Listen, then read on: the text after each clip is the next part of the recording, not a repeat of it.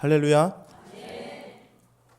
여러 곳을 교육자 생활을 해봤는데 이렇게 빨리 어른 예배 설교를 해보기는 처음입니다.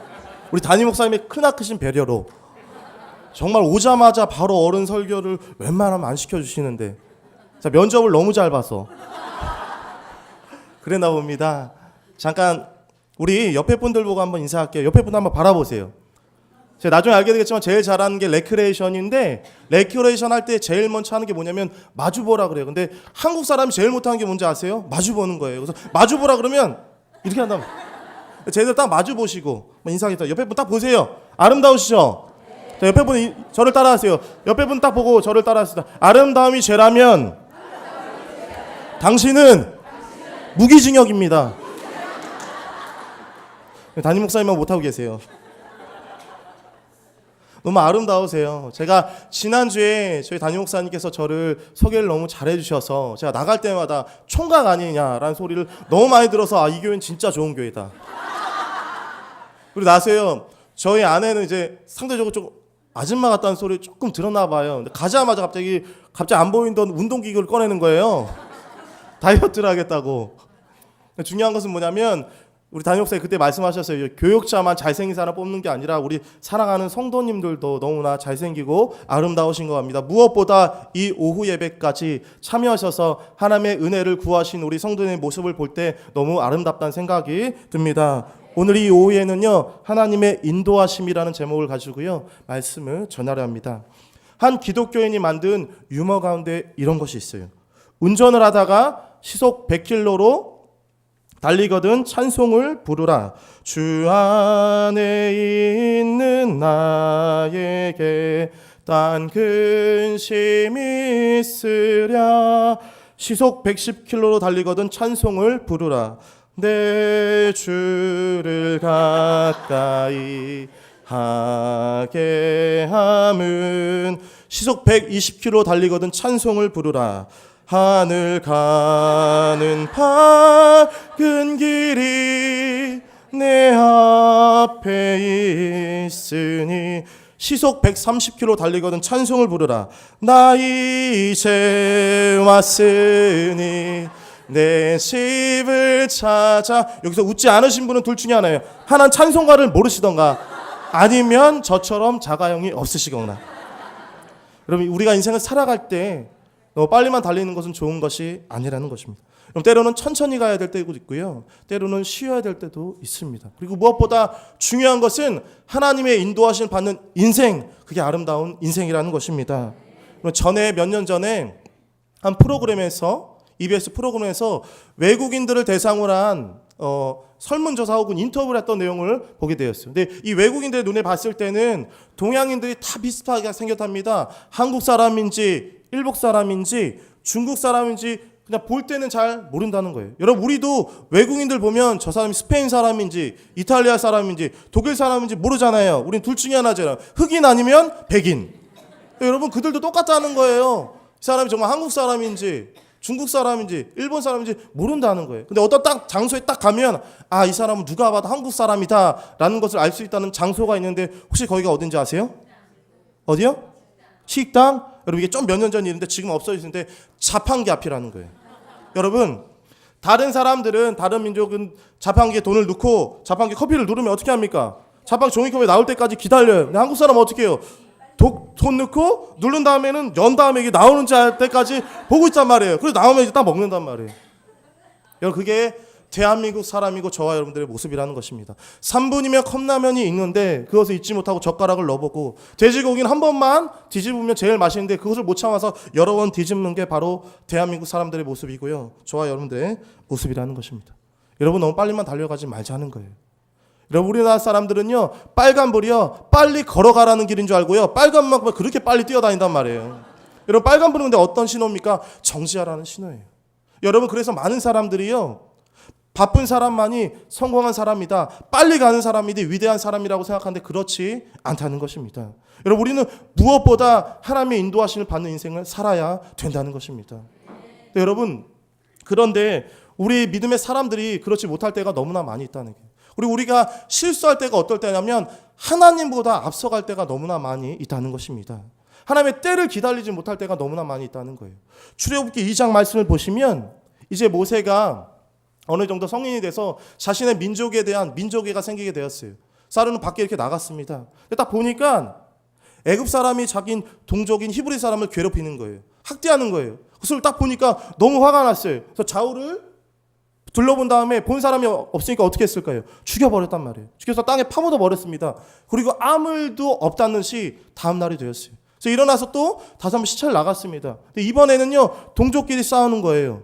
같이 히브리인끼리 서로 싸웠습니다. 그래서 모세가 거기에 가가지고 참견을 했어요. 왜 싸우냐? 싸우지 마라. 형제끼리 우애 있게 지키는 게 좋지 않냐라고 이야기했어요. 자, 한 히브리인이 뭐라고 얘기하냐면, 넌 뭔데? 누가 우리를 널 재판장으로 삼았어? 왜? 우리도 애굽 사람처럼 죽이려고? 죽여봐 라고 했다는 거예요. 그때 모세가 이제 깨달은 거예요. 아, 내가 어제 애굽 사람 죽인 게 탈로 났구나. 아니다 다를까 바로 왕의 귀까지 그게 들어가게 됐어요.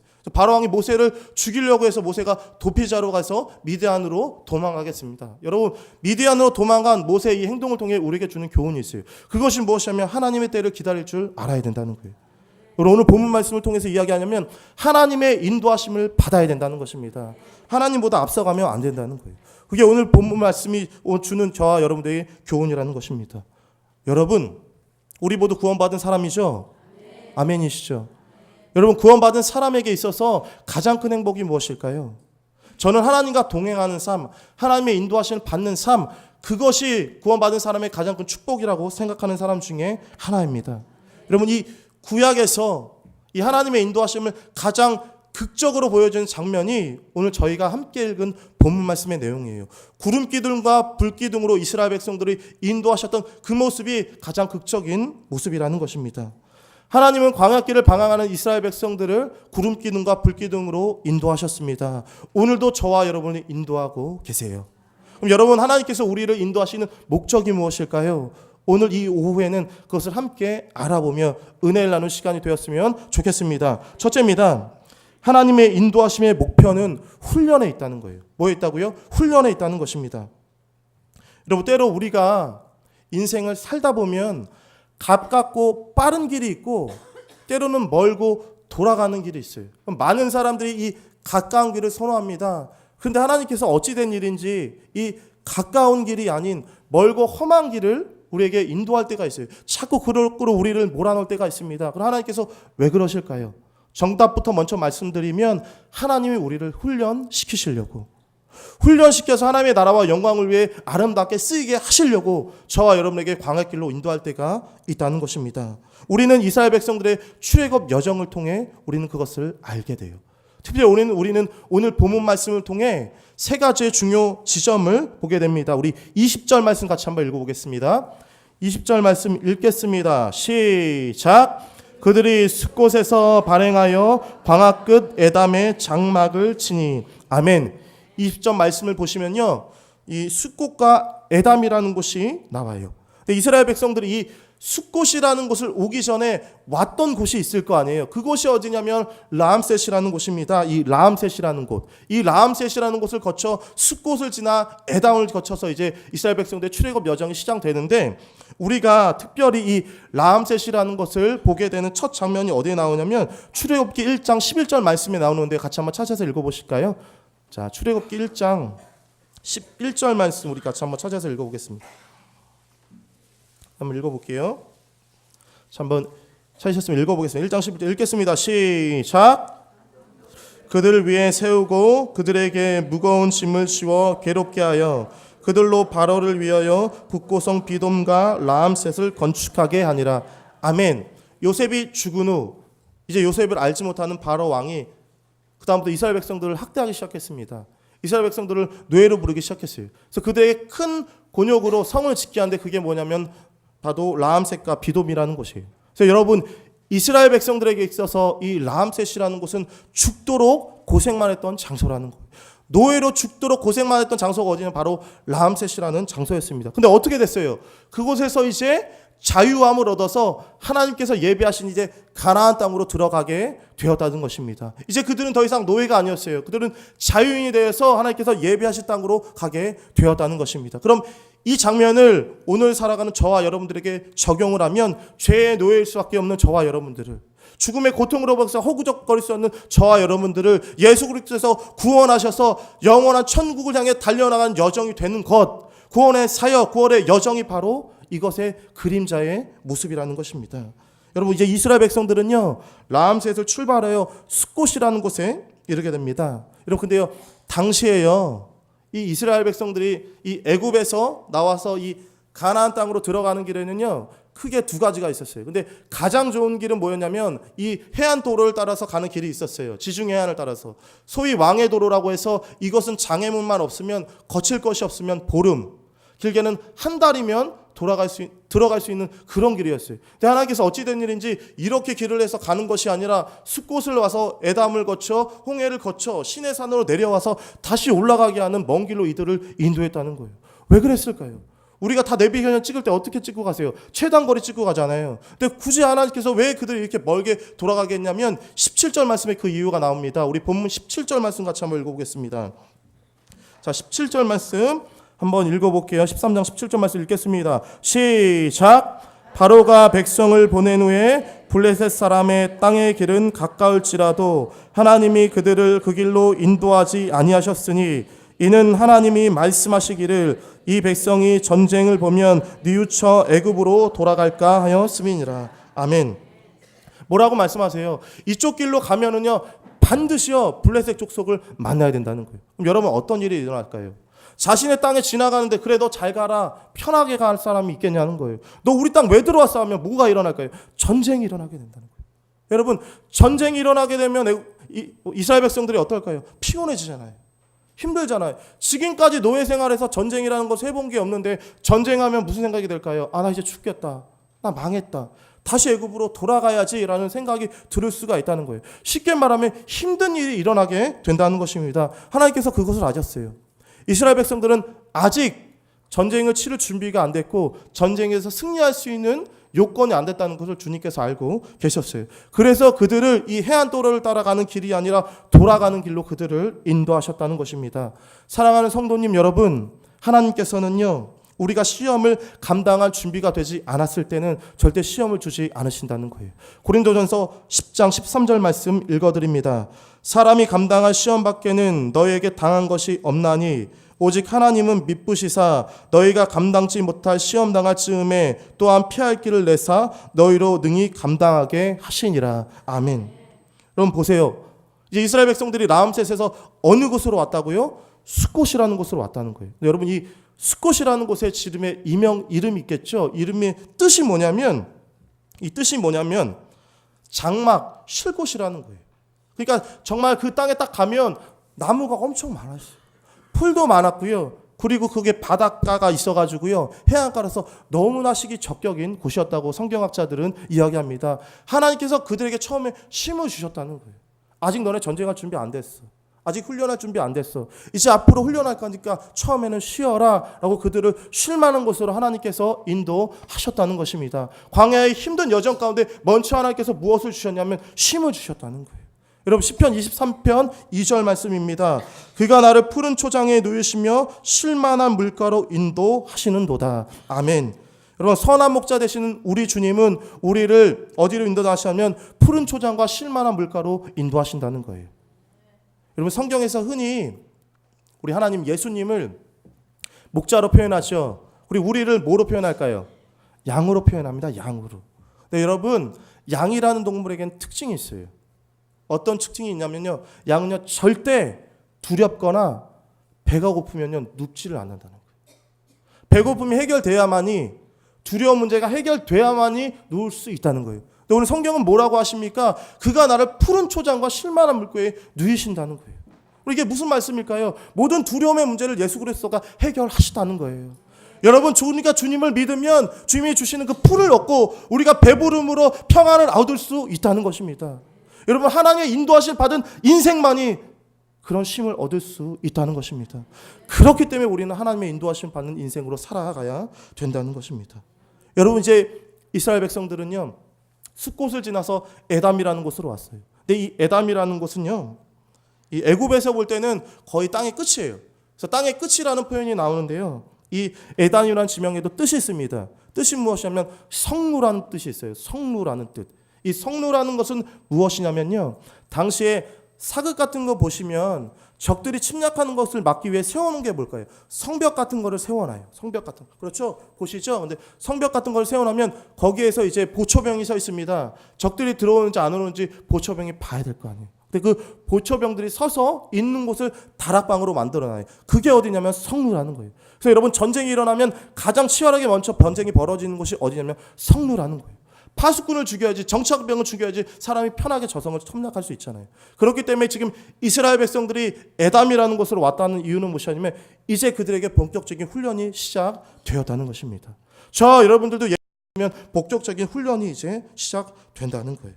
근데 여러분, 여기서 중요한 것이 있어요. 여러분, 우리가 훈련을 받지만 훈련을 받는 이유는 무엇이냐면 주님께서 저와 여러분을 쓰시려고 우리를 훈련하신다는 거예요. 여러분, 하나님께서 이스라엘 백성들을 광야로 인도하신 데는 분명한 목적이 있었습니다. 그것은 무엇이냐면 그들을 훈련시키시려고. 여러분, 때로 우리가 인생을 살다가요, 힘들고 어려운 일들이 일어납니다. 그때마다 우리가 하나님께 원망해요. 하나님, 왜 나한테 이런 일들이 일어나게 합니까? 왜 이때입니까? 왜 저 사람 아닌데 나한테만 이런 일들이 일어납니까? 하나님께 불평할 때가 있어요. 근데 여러분, 우리는 그때마다 하나님께 감사할 수 있습니다. 왜 그럴까요? 하나님께서 우리를 훈련시켜서 하나님의 나라를 위해 쓰시게 하시려고, 저와 여러분을 통해 우리 교회를 더욱더 아름답게 세워가는 일에 저와 여러분을 쓰시려고 저와 여러분들을 광야의 길로 인도할 수가 있다는 거예요. 여러분, 혹시 아직도 광야 길을 걷는 분이 계십니까?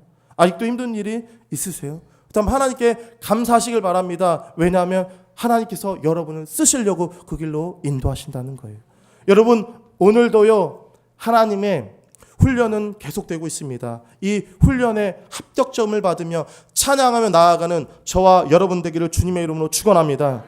둘째입니다. 둘째는 뭐냐면 하나님의 인도하심의 목적은 완주에 있다는 거예요. 여러분, 몇 년 전에 이제 지인을 만나려고 오랜만에 아내와 함께 이제 그 장소로 가게 됐어요. 근데 제가 차가 없어서 이제 어머니 차를 항상 빌려서 다니는데 어머니 차에 이 골동품과 비슷한 내비게이션이 있어요. 정말 잘 눌러지지도 않고 과연 이게 정말 시간이 맞을까? 점점 거리가 좁아지는데 시간은 늘어나요. 근데 그런 게 있는데 일단 제가 운전을 잘 못하고 약간 기계치의 길치병이 있어요. 찬송됐지만 제가 음치기도 있습니다. 근데 그걸 다 찍었단 말이에요. 모르는 길이니까 시간대로 가긴 해야 되니까. 그래서 내비게이션을 막 찍고 이제 아내랑 얘기하고 막 가고 있는데 거의 도착했을 때쯤에 길이 없는 대로 내비게이션이 저를 인도한 거예요. 제가 업데이트를 안 했는지 아니면 잘못 주소를 찍어서 그런지 모르겠는데 갈 수 없는 길로 내비게이션이 저를 인도한 거예요. 그러면 때마침 제가 이제 넉살이 좋으니까 주변 사람한테 물어봐서 이제 늦지 않게 그 장소로 가게 되었는데요. 여러분, 우리가 걸어가는 그 길이 아무리 가깝고 아무리 쉽고 아무리 빨라도 중간에 막혀있는 길이라면, 포기하는 길이라면, 완주할 수 없는 길이라면 그 길은 의미가 없다는 거예요. 여러분, 혹시 마라톤 해보셨어요? 저는 마라톤을 자주 합니다. 근데요, 마라톤을 해보면 아시겠는데요, 여러분, 마라톤에요 가장 큰 미덕은요 등수에 있지 않아요. 마라톤의 가장 큰 미덕이 무엇인지 뭡니까? 완주에 있다는 거예요. 여러분, 특별히 선수들이 아닌 일반 직장인들이, 사람들이요 이 마라톤 대회에 나가게 되면은요 이제 인터뷰를 합니다. 기자들이 물어봐요. 오늘 각오 좀 한번 말씀해 주세요. 오늘 목표 한번 말씀해 주세요. 라고 하면 대부분 사람이 뭐라고 얘기해요? 저 1등 하려고 왔습니다. 저 3등 하려고 왔어요. 세계 신기록을 세우려고 왔습니까? 라고 이야기하는 사람이 있냐는 거예요? 없어요. 대부분 사람 뭐라고 이야기합니까? 완주하는 것이 제 목표입니다. 라고 이야기를 한다는 것입니다. 여러분, 그들에게 있어서 1등, 2등, 3등은 의미가 없어요. 그들에게 있어서 가장 중요한 것은 완주에 있다는 것입니다. 여러분, 우리 인생을 달리기에 마라톤의 비유예요. 저와 여러분들은 천국이라는 곳을 향해 달려나가는 경주자로서 인생을 살아가고 있다는 것입니다. 여러분, 빌립보서 3장 12절 말씀을요 제가 쉬운 성경으로 한번 읽어드릴게요. 내가 하나님께서 원하시는 모습으로 이미 완성되었다고 말하는 것이 아닙니다. 나는 아직 목표에 이르지 못했습니다. 나는 그 목표를 향해 열심히 달리고 있으며 그리스도 예수께 잡힌 바 된 그것을 잡으려고 쫓아가고 있습니다. 여러분, 사도 바울이 뭐라고 이야기합니까? 우리의 인생을 경주라고 이야기해요. 여러분, 사업도 경주고요, 배움도 경주고요, 인생 자체도 경주입니다. 신앙, 믿음 자체도 경주라는 거예요.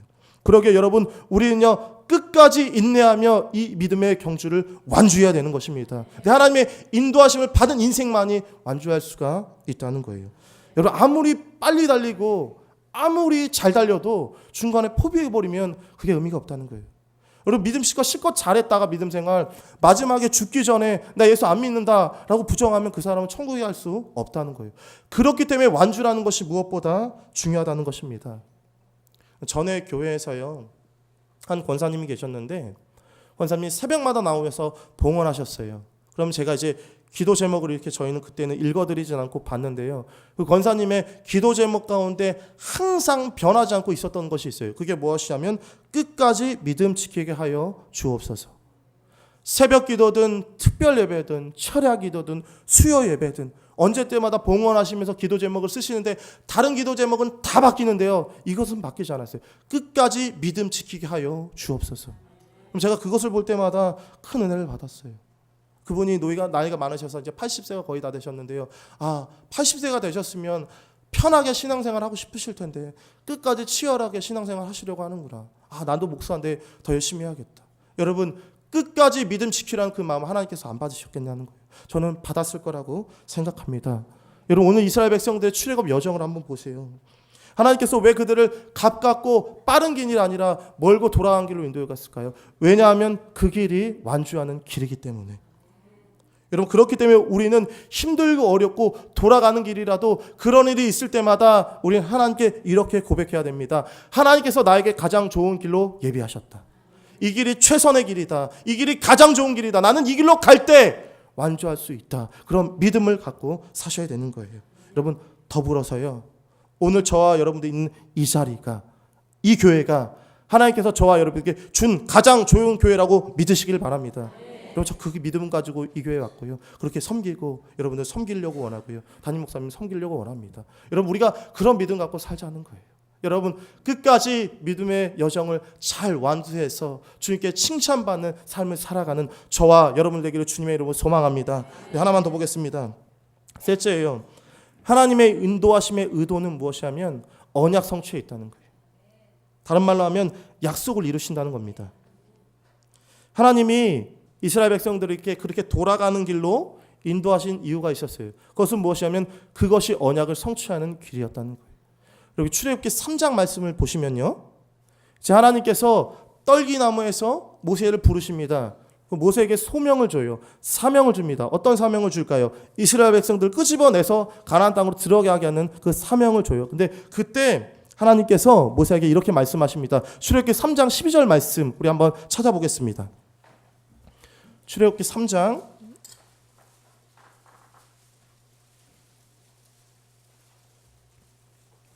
12절 말씀 한번 찾아볼게요. 찾아서 한번 읽어보겠습니다. 읽겠습니다. 시작. 하나님이 가라사대 내가 정녕 너와 함께 있으리라. 내가 백성을 애굽에서 인도하여 낸 후에 너희가 이 산에서 하나님을 섬기리니 이것이 내가 너를 보낸 증거라. 아멘. 하나님이 모세에게 사명을 줬어요. 시내산에서, 호렙산에서 사명을 줬습니다. 너가 앞으로 이스라엘 백성들 끄집어낼 거야. 이스라엘을 탈출시켜서 내가 약속한 그 땅으로 인도할 거야. 근데 반드시 이스라엘 백성들과 너가 이 자리에 와서 나에게 예배를 할 거야. 지금 말씀하고 있다는 거예요. 근데 여러분 한번 생각해 보세요. 여기가 출애굽입니다. 여기가 애굽이에요. 여기 가나안 땅이에요. 근데 왕의 대로인 시온대로로 지중해 해안을 따라서 이렇게 가면 시내산이 여기에 있는데 여기서 예배를 드릴 수 있어요? 못 드려요? 못 드린단 말이에요. 여러분, 그렇기 때문에 그들은 어떻게 해서든 이 시내산이라는 곳을 밑으로 와서 예배를 드려야 되는 거예요. 그렇지 않으면 하나님이 어떤 사람이 되는 거예요? 거짓말하는 하나님이 되는 거예요. 신실한 하나님이 되지 못하는 것입니다. 그렇기 때문에 하나님께서는 언약을 성취하기 위해서라도 이스라엘 백성들이 시내산으로 반드시 인도하셨어야 되는 거예요. 왜냐하면 언약을 성취하시려고. 그렇기 때문에 그들을 이렇게 인도하여서 그들을 이 땅 가운데로 밑으로 내려오게 했다는 거예요. 여러분, 우리가 믿는 하나님은요, 언약을 성취하시는 신실하신 하나님이십니다. 쉽게 말하면요, 약속을 지키시는 하나님이라는 거예요. 근데 문제가 있어요. 문제가 뭐냐면 사람이 약속을 까먹는다는 거예요. 인간이 약속을 망각한다는 것입니다. 여러분, 저는 이제 앞으로 설교하면서 저와 저희 아내 얘기를 자주 할 텐데요, 저희끼리만 듣고 끝내는 거예요. 제가 처음 제 아내와 이제 결혼을 하고요, 전도사 사역을 할 때 이제 담임 목사님께서 일주일을 출타하게 되셨어요. 근데 그때 교육자가 저밖에 없어서 제가 이제 새벽 예배를 이제 인도해야 됐습니다. 근데요, 3일 전에 이제 아내가 대판 싸웠어요. 엄청 크게 싸운 다음에 제가 원래 안 그러는데 갑자기 마음이 속상한 거예요. 내가 전도사라 맨날 잘못한 것도 없는데 먼저 사과하는 것 같아서 내가 이번만큼 먼저 사과하지 아니하리라 라는 가지고요, 이틀을 서로 말을 안 했어요. 지금 절대 그럴 리 없어요. 이틀을 말하지 않았단 말이에요. 아내도 말을 안 한 성격이라 말 안 했어요. 저도 정말 말하는 거 좋아하고 말 안 하면 정말 미칠 것 같은데 이틀을 참았어요. 근데 이제 새벽 예배를 나가야 되니까 어떻게 해요? 알람 맞히는데 아내한테 깨워달라고 부탁을 하고 싶은 마음이 드는 거예요. 이거 못 일어나면 저는 이제 큰일 나니까. 그래서 이제 화해를 가장해서 아내가 부엌에서 설거지를 하고 있을 때 포스트잇에 말은 하기 싫으니까 글씨를 썼어요. 여보, 5시에 깨워주세요. 그때 저희 새벽 예배가 6시였거든요. 그래서 이걸 두고 방에 들어가서 잤단 말이에요. 그래서 아내가 깨워주겠지. 다음날 어떤 일이 벌어졌을까요? 여러분, 그때 교회가 정말, 저는 정말 엎어지면 코 닿을 대로 정말 뛰어가면 5분 만에 갈 수 있는 거리인데 늘 딱 떠보니까 5시 45분인 거예요. 아직 늦진 않았죠. 너무 놀라가지고 옷을 막 어떻게 입는지도 모르고 막 입고 딱 나가려고 하는데 침대 머리밭에 포스트잇가 하나 있는 거예요. 거기에 뭐라고 썼을까요? 여보 일어나세요. 5시예요. 그래서 이렇게 웃음 표시. 이 여자가 나한테 싸우자는 거다. 물론 그리고 나서 제가 예배드리고 나서 이제 화해를 청하면서 정말 내가 미안하다, 내가 잘못했다 그랬는데요. 여러분, 과연 저희 아내는 약속을 지킨 거예요? 약속을 지키지 않은 거예요? 대부분 여자들은 지켰다고 할 거예요. 선택은 여러분의 몫입니다. 여러분, 네, 여러분, 사람이 그렇다는 거예요. 약속을 너무나 쉽게 여기고요, 약속을 너무 쉽게 망각한다는 거예요. 네, 여러분, 하나님께서 그것을 아셨어요. 모세도 그것을 알았고요. 그래서 이스라엘 백성들이 하나님의 언약을 망각하지 않게 하려고 좋은 시청각 자료를 들고 나옵니다. 그게 19절 말씀에 나와요. 본문 19절 말씀 같이 한번 읽어보겠습니다. 19절 말씀 한번 읽겠습니다. 19절 읽겠습니다. 시작. 모세가 요셉의 해골을 취하였으니 이는 요셉이 이스라엘 자손으로 단단히 맹세케 하여 이르기를 하나님이 필연 너희를 권고하시리니 너희는 나의 해골을 여기로 가지고 나가라 하였음이니라. 아멘. 여러분, 이스라엘 백성들이 출애굽하면서 가지고 나온 게 있어요. 그게 뭐냐면 요셉의 해골이었다는 거예요. 근데 이스라엘 백성들이 광야 여정이 힘들 때마다 그들은 이 해골을 보면서 기억했을 거예요. 요셉이 얘기했습니다. 반드시 너희가 하나님께서 약속하신 그 땅에 들어갈 거예요. 그렇기 때문에 내 해골을 가지고 가줘라는 것을 깨닫게 되었다는 거예요. 오늘 내가 너무 힘들어서 지쳐서 쓰러지고 정말 가기 쉽지 않을 때마다 그것을 보면서 우리는 길을 가야 해. 하나님이 예배하신 땅이 있어 라는 그런 생각을 가지고 가게 되었을 거예요. 말씀 정리합니다. 여러분, 오늘 저와 여러분들이 걸어가는 이 길이 천국으로 가는 길임을 믿으십니까? 네. 여러분, 저와 오늘 여러분들이 걸어가는 이 길이 모든 것이 합력하여 선을 이룬다는 것을 믿으십니까? 네. 그럼 여러분, 오늘 우리의 삶이 광야의 여정이라도 하나님께 찬양하며 하나님께 감사하며 하나님의 인도하심을 받으며 나아가는 복되고 아름다운 인생이 되기를 주님의 이름으로 축원합니다. 기도하겠습니다.